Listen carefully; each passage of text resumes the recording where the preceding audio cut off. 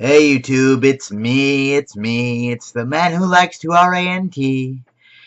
Dropping a fresh VID for you today, and I just sat through Battleground. You know, in some countries that's considered a punishment. Let's get into it, shall we? It's not often that the pre-show match sets the tone for the evening, but in this case it did. Aiden English versus Ty Dillinger.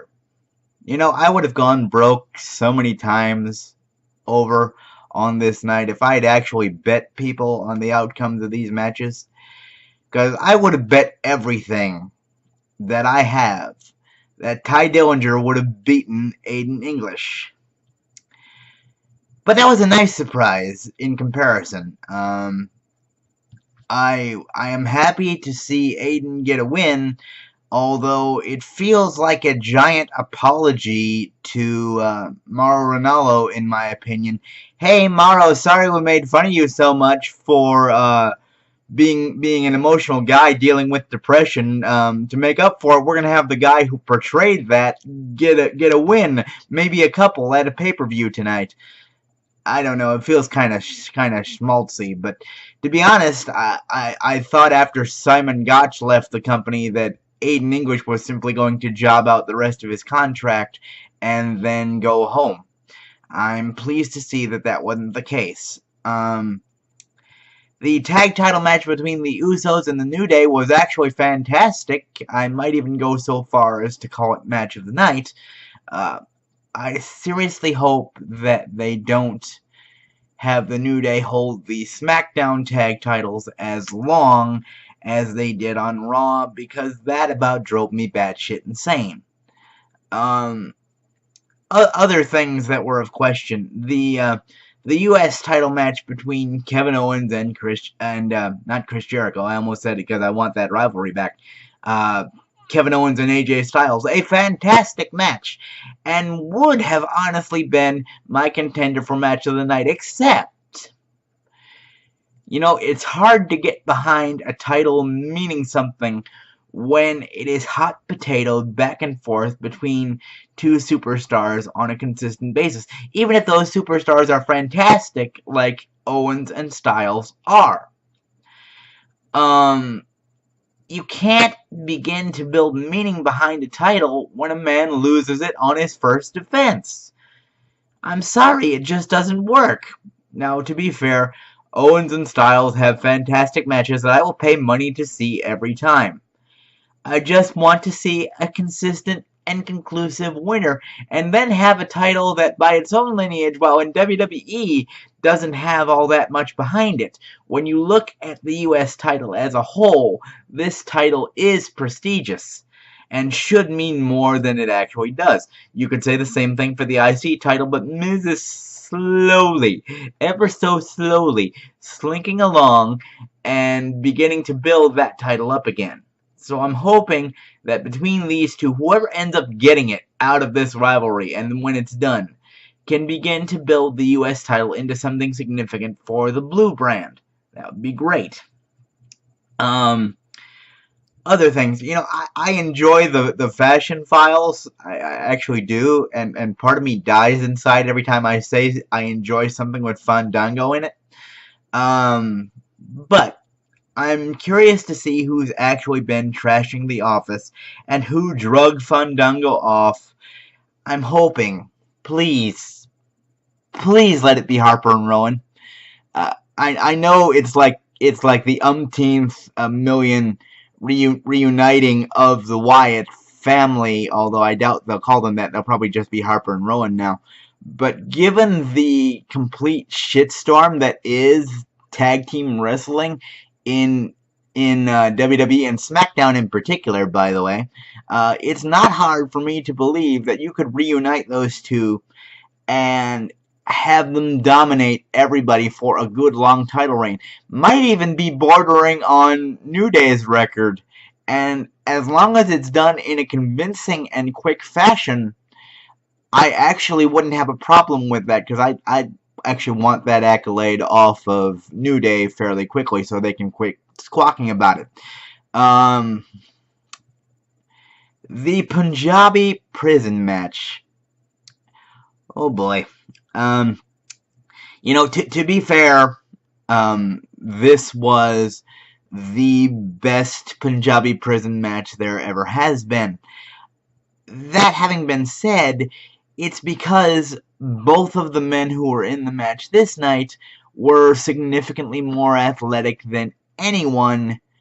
Well, not anyone, because Taker was dang athletic, but the Punjabi prison match before this has always been two big guys squaring off to settle the grievance. If I never see another Punjabi prison match again, it'll be too soon.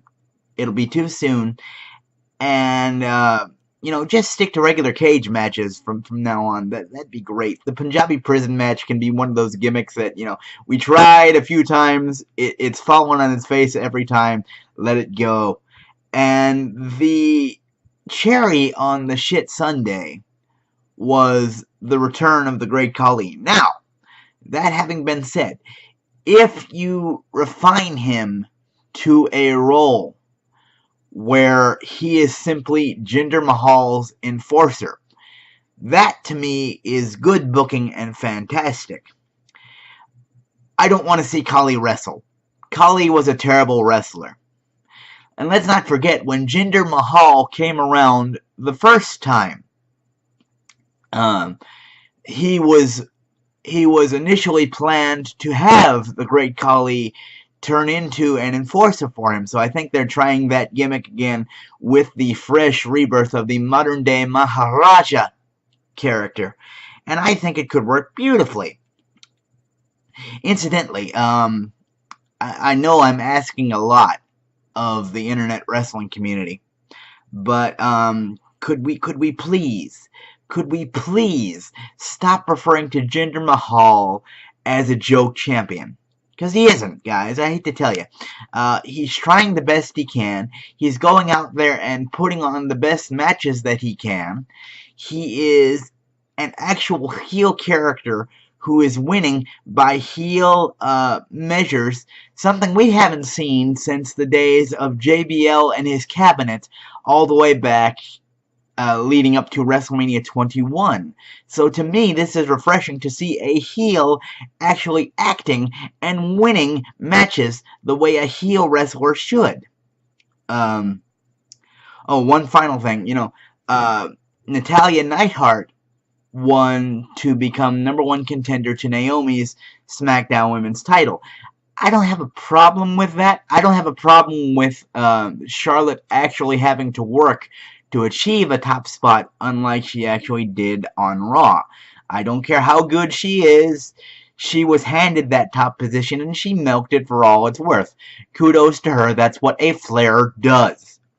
But she's had to earn it here on SmackDown, and I appreciate that. That having been said, I would have liked to have seen Natalya be built up into a more credible threat. But something tells me the fact that they've made the women's title glow. Settle in, folks, for a long Naomi title run. And if she gets better match to match, I'm actually fine with that. I just think, Natalya's given this business the better part of her good years, and she doesn't have that much to show for it, and that's a shame. Especially when you think about how much she's befriended Warrior's daughter, helping her turn into the next women wrestling star, and quite possibly the first out of that family. Since WWE wants you to believe that Ultimate Warrior now was a shining source of sunshine and gumdrops and rainbows, and don't get me wrong, Warrior was my favorite wrestler, but when he wanted to be, he could be an asshole. It might be nice to reward Natty Neidhart for that outreach to that family, and fundamentally, she's probably one of the best women wrestlers you have on the blue brand outside of Becky Lynch. So I hope it works out for Natty, and I hope she gets a serious push. The pay-per-view wasn't spectacular. It wasn't terrible. It was somewhere in the middle. I'd give it a C+ grade. You know, it's certainly better than No Mercy. So I can't complain about that. What were your thoughts on Backlash? Post down in the comment section below. If you like this video, click that thumbs up. It really helps a lot. If you don't want to miss a video by the Wrestling Ranter, click that subscribe button and then click that bell icon next to said subscribe button so you can have notifications sent to the device of your choice, to the email account of your choice. So, Ranter's going to get off the soapbox. I'll catch you guys later. Bye-bye.